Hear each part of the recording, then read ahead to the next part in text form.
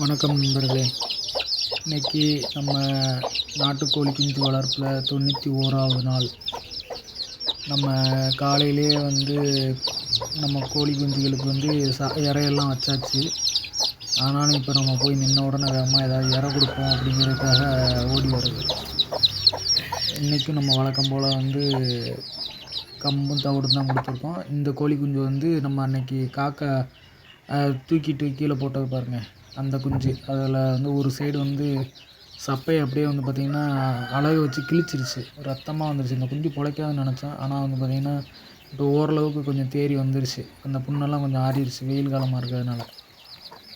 ஆனால் ஒரு கால் மட்டும் கொஞ்சம் நடக்க முடியாமல் இருக்குது. இதுவும் இன்னும் குணமாக அதிகப்படி சான்சஸ் இருக்குது, குணமாகறதுக்கு வாய்ப்பு இருக்குது.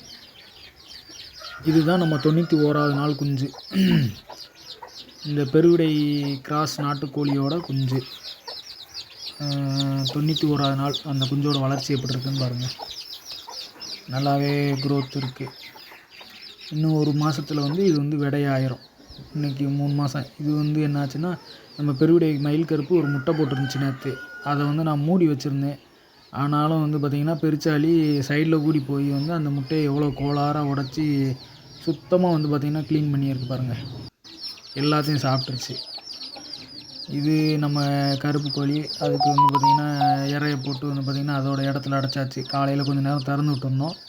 எத்தனை தான் திறந்து விட்டாலும் அது பார்த்திங்கன்னா வச்சுக்கோங்க, எல்லா இடத்துலையும் அங்கிட்டும் இங்கிட்டும் போய்கிட்டு தான் இருக்கும். அதனால் அதோட ப்ளேஸில் போட்டு க்ளோஸ் பண்ணியாச்சு. பெருவிடை மயில் கருப்பு இப்போ முட்டையோட உட்காந்துருந்தது. நான் டிஸ்டர்ப் பண்ண வேண்டாம் அப்படின்னு சொல்லிட்டு விட்டுட்டேன். இப்போ முட்டை போட்டுருச்சு முழுக்க. அதான் வெளியில் வர்றதுக்கு பார்க்குது.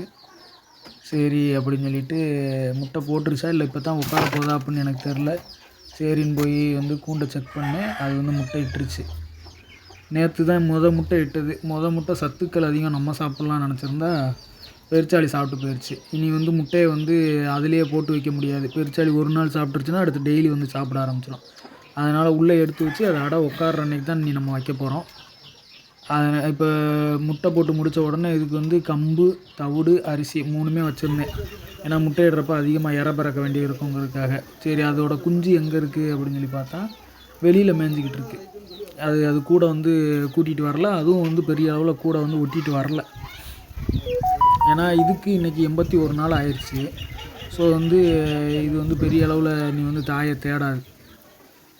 அப்புறம் பார்த்திங்கன்னா அது அந்த புதருக்குள்ளே மேய்ஞ்சிக்கிட்டு இருந்துச்சு. பிறகுன்னு சொல்லிட்டு சேவல் வந்த உடனே இது சேவல் கோழியை மிதிக்க புரட்டுருச்சு. அரிசியெல்லாம் சாப்பிட்டுட்டு வெளியே போயிடுச்சு. அடுத்தடுத்த வீடியோஸில்